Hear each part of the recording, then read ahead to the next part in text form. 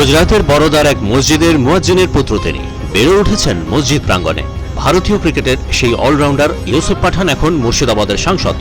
18 জানুয়ারি থেকে পবিত্র কাবা ঘরে তিনি উমরাহ শুরু করেছেন। সঙ্গে রয়েছেন তার 4 বন্ধু। ইউসুফ পাঠানের এই উমরাহ যাত্রা এজন্যই বিশেষ উল্লেখের দাবি রাখে যে ইউসুফ পাঠান তার বন্ধুদের নিয়ে মক্কায় উমরাহ শেষ করে যাবেন নবীর শহর মদিনায় অবস্থিত মসজিদে নববীতে। সেখানে তিনি নবী সাল্লাল্লাহু আলাইহি সাল্লামের মাজার জিয়ারত করবেন। এই সফরে তাকে মক্কা নিয়ে গিয়েছেন বহরমপুর স্থিত রহমান ট্যুরস অ্যান্ড ট্রাভেলসের স্বত্বাধিকারী জনাব মফিকুর রহমান। তিনি এয়ার ইন্ডিয়ার বিমানে বহরমপুরের সাংসদকে মক্কায় নিয়ে গিয়েছেন। তবে ইউসুফ পাঠান ও তার বন্ধুদের মক্কা থেকে মদিনা যাত্রা একটু অন্য ধরনের। ইউসুফ পায়ে হেঁটে মক্কা থেকে মদিনা যাবেন। মক্কা থেকে মদিনার দূরত্ব 434.3 কিলোমিটার।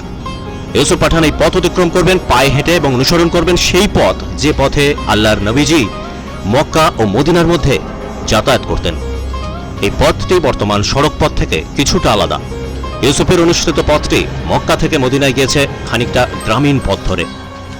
ইউসুফ জানিয়েছেন তারা প্রতিদিন পায়ে হেঁটে 50 কিলোমিটার পথ অতিক্রম করবেন। তারা আশা করছেন 25শে জানুয়ারি মদিনায় পৌঁছবেন।